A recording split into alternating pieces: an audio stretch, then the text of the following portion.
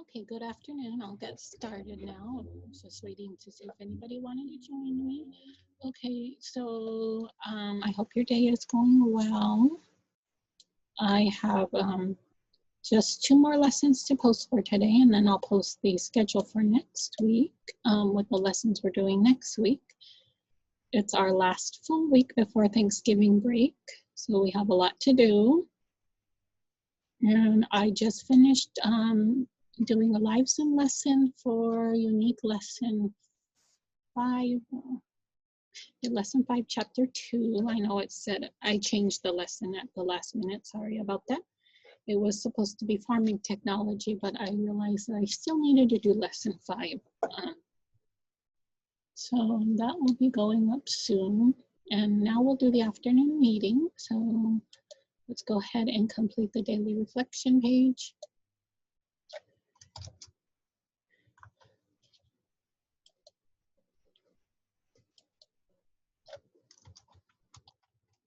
So print your name at the top and the date. So today is November 13, 20. So how was your Friday the 13th? Was it a bad day or a good day? Okay, so what was it from 1 to 7? Was it the worst, absolute worst, or the best day ever? For me, I would say it's not the worst. It wasn't bad. It was good. So yes, it was good. In-person learning is going well. At least that, I know that you guys are learning when you're here. Okay, so I'll circle this one, 6. How did you do your best today?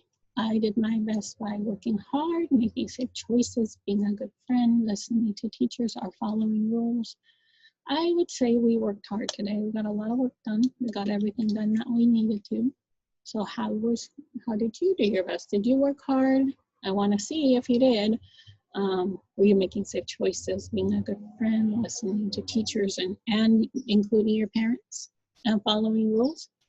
How could you have done better? I could have done better by listening to teachers, I'll say. But you tell me how you could have done better? Working hard? Were you working as hard as you could? Making safe choices, being a good friend, following rules? And what was your favorite part of school today? Was it reading, math, lunch, art, music, PE, technology, therapy, or other? We did have speech today, but that was, there was some difficulties in speech with technology, so it was a little bit of a bad luck day for that. I'll circle lunch. I liked my lunch. How did you like yours? Did you have a good lunch? I'll draw a picture of my lunch.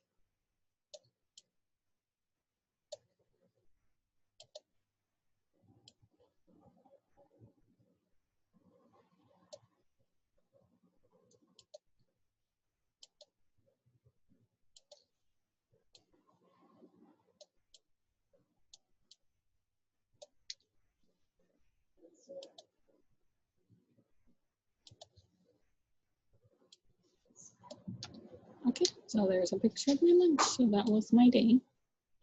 And so that is my daily reflection. If you complete yours, send me a picture or let me see it. Okay, so now that that's done, and I'm still working on the schedule for next week, but this is what it looks like so far. It's going to be a pretty full week, trying to get as much done as we can before the break. So now I just wanted to show you a video because we did read about, in chapter 2, about Athena's grandmother, great-grandma Iris, that immigrated to the United States. So I want to show you a little video about immigration way back in, I think, the 1800s, Ellis Island. It's a very interesting time in history.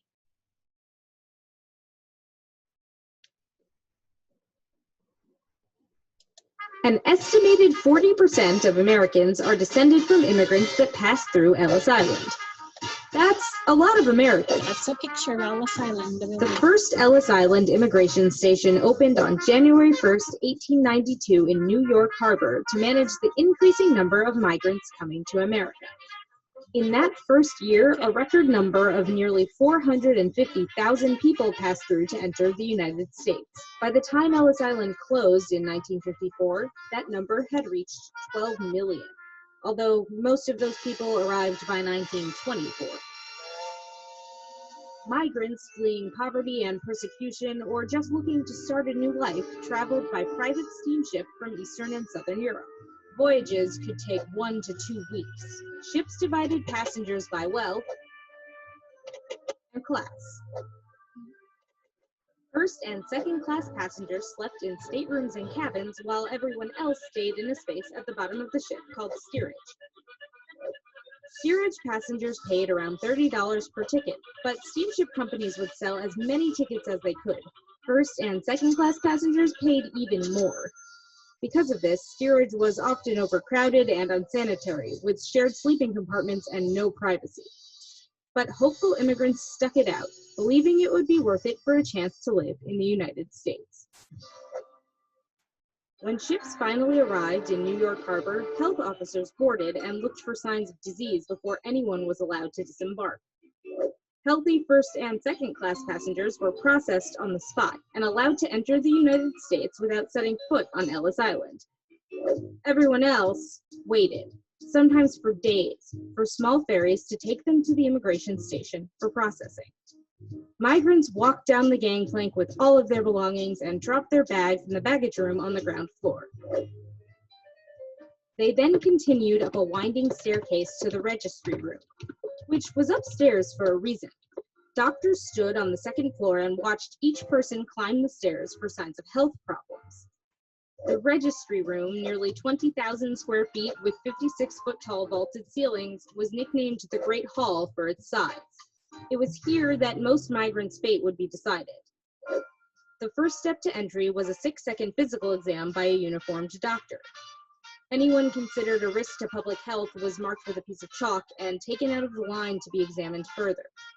Marks were given for everything from signs of mental illness to trachoma, a contagious eye infection that could eventually blind up to 3/4 of those infected. Those who cleared the medical exam went on to a legal inspection. Passengers were checked against a manifest from the ship they arrived on and asked 29 identifying questions, often with the help of an interpreter. If their answers didn't match the information on the manifest, things like their name, occupation, and country of origin, they could be detained. The legal interviews could take as little as 2 minutes, and the vast majority of people passed through with ease and were allowed to enter the country after being issued landing cards with their name, often misspelled, and destination. For others, the stay on Ellis Island was considerably longer. The few who were detained for either medical or legal reasons could be on the island overnight or for months. Once their records were finally reviewed, they would either be admitted to the U.S. or sent back to the country they came from, free of charge. But only 2% of the 12 million immigrants processed at Ellis Island were deported in this way. After inspection, everyone continued down a staircase with 3 aisles. Those being detained walked down the center aisle, those entering New York City or headed north walked down the left, and those traveling west or south walked down the right. At the bottom was a post office, a rail ticket office, and a place to change money. For some, family waiting to greet them, and for all, a new life in America.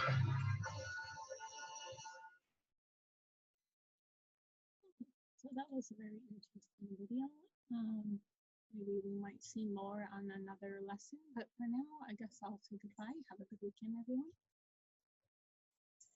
And I will get the 2 last lessons and schedule for next week posted as soon as possible. Goodbye.